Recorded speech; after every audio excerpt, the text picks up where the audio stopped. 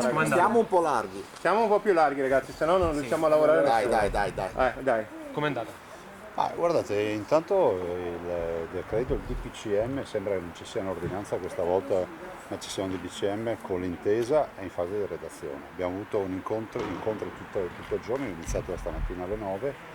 Siamo nella direzione di una proposta che fa il governo alla luce del comitato scientifico nazionale che c'è, e quindi illustri esponenti del mondo della sanità, dell'Istituto Superiore della Sanità, che danno delle direttive. A me sembra che l'emergenza c'è, senza drammatizzare, però è pur vero che non ci sono delle aperture, nel senso che ci troviamo sicuramente con la chiusura ancora delle scuole, o meglio più che chiusura, sospensione, quindi ci andranno ovviamente impiegati delle scuole, quindi le scuole verranno mantenute in funzione ma senza gli studenti.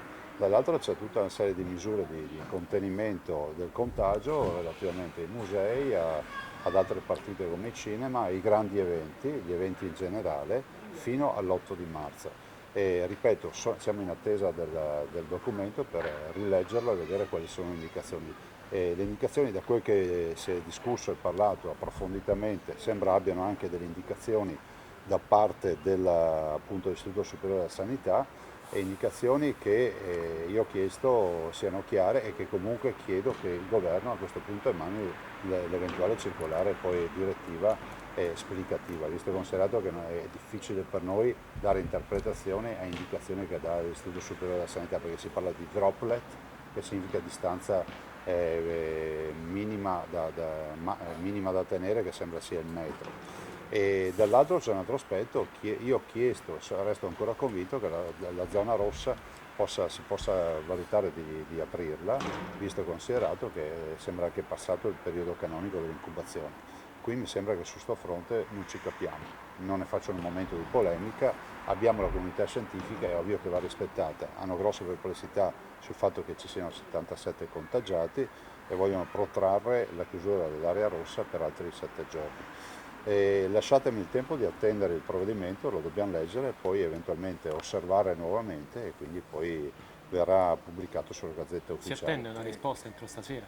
Assolutamente sì, perché deve essere pubblicato sulla Gazzetta Ufficiale domani. Quindi sostanzialmente, Presidente, si tratta di viene prorogato il provvedimento che era già stato deciso domenica. Ma guardi, sì, però diciamo anche che ci sono 3 regioni che hanno questo provvedimento, che sono il Veneto, la Lombardia e l'Emilia Romagna, e c'è ovviamente ancora più codificato cosa si può fare e cosa non si può fare. C'è preoccupazione per i 600 casi della Lombardia e i 200 casi ormai, con 33 persone ovviamente in cura in ospedale, delle quali 11 in terapia intensiva in Veneto, e i modelli ovviamente gli algoritmi che ci danno un'impennata dei contagi. Fino ad ora abbiamo cercato di circoscrivere i contagi, ovviamente il caso Treviso è emblematico, che il tema è stato di un contagio avvenuto direttamente all'interno dell'ospedale. Sembra che ci siano nuove direttive anche da parte dell'OMS rispetto ovviamente all'utilizzo dei presidi e quant'altro. Adesso cercheremo di capire. Abbiamo chiesto, questo ve lo posso dichiarare, ho chiesto che vengano anche rivalutati gli standard per eventuali terapie intensive, letti, posti di terapia intensiva diciamo d'emergenza, che non possono evidentemente, pur nella loro efficienza nelle cure, sottostare a dei parametri da periodo di pace dove ci possono permettere di tutto, anche il mazzetto di fiori. Cioè, in questa fase dobbiamo pensare a curare i cittadini, curarli bene.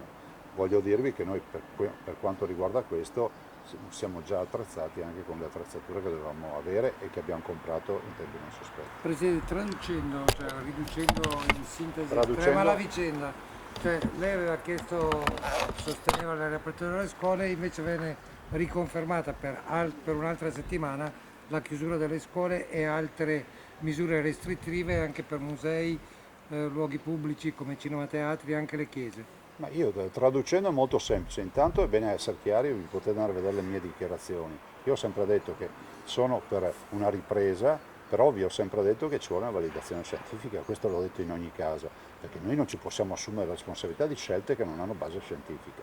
L'Istituto Superiore della Sanità e tutti i tecnici dicono, in linea anche con quello che sta succedendo nei paesi a livello internazionale, è quello di dare la chiusura. Cioè, avete visto purtroppo che la Svizzera ha chiuso addirittura il salone dell'automobile, Berlino addirittura rinuncia alla fiera più grande del turismo che ci sia a livello internazionale, che deve tenersi la prossima settimana, e tutta una serie di ristrettezze, ad esempio come la Gran Bretagna per la chiusura delle scuole o quant'altro. Non è che mal comune sia mezzo gaudio, però vedete che il contagio si sta spostando da 2 regioni iniziali del nord a tutta Europa. E come si fa fronte alle questioni economiche?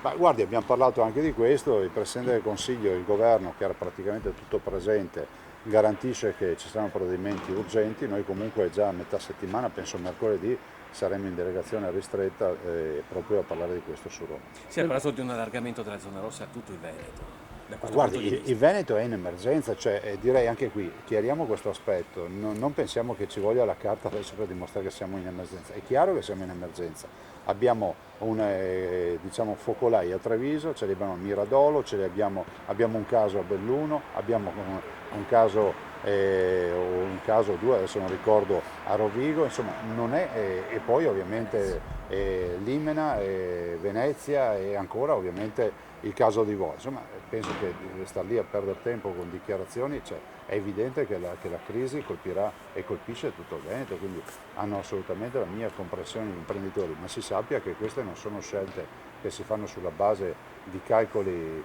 politici, come qualcuno dice, ma di calcoli semplicemente di algoritmi e di rischio di incidenza. Speriamo che tutti si siano sbagliati, ma se non fosse così qualcuno dovrà dire avevano ragione.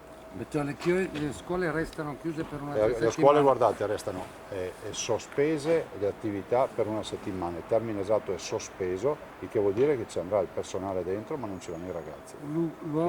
Altri luoghi come musei. Posso anche aggiungere che nella discussione che abbiamo avuto è durata ore, io sono qui da stamattina alle 8, e vi dico solo, perché ho iniziato stamattina con la protezione civile, vi dico solo, come tutte le mattine, vi dico solo che la discussione avuta e la grande preoccupazione dei clinici e degli esperti di contagi va proprio sulle scuole e sui luoghi di culto. Noi abbiamo chiesto che sui luoghi di culto almeno si dia un respiro e si possa concedere, con tutte le limitazioni del caso, visto considerato che, mi si perdoni, non mi risulta che ci siano folle oceaniche che entrano nelle chiese, anche perché sono molto diluite, che ci sia almeno la possibilità, e voglio riconoscere la grande disponibilità del Patriarca che ha avuto in questa settimana per 15 diocesi.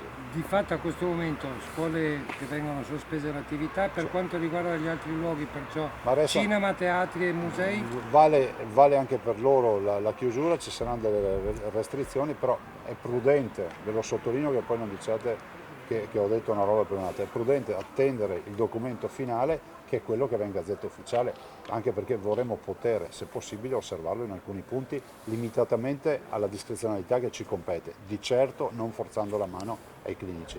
Io e i miei colleghi non ci assumiamo la responsabilità di scelte che possono mettere a repentaglio la salute dei veneti. Così anche per le chiese? Ma certo, per tutto, adesso vedremo come il documento adesso è in fase di redazione, sono qui in attesa e poi ci sarà l'ultimo confronto e dopo andrà in Gazzetta Ufficiale. Al momento la sua linea è distante da quella del governo, però. No, non è, no, guardi, rispetto alle soluzioni no, posso dire che è fondamentale però essere chiari con le indicazioni per i cittadini, perché sennò è inevitabile che poi ci sarà raffronto tra la pizzeria e il ristorante, tra il ristorante e il centro commerciale, tra il centro commerciale e la palestra, tra la palestra e la piscina. L'abbiamo già vista questa settimana, allora, la prima ordinanza è stata blanda diciamo anche per garantire un soft landing, non un atterraggio morbido. Adesso siamo entrati in piena attività, e tanto è vero che ho chiesto al governo che qualora venga emanato il DPCM, il decreto del Presidente del Consiglio dei Ministri, il governo scriva su questo DPCM che la circolare deve essere assolutamente redatta da loro, perché sono loro che hanno con i tecnici definito alcuni parametri. Grazie, buon lavoro.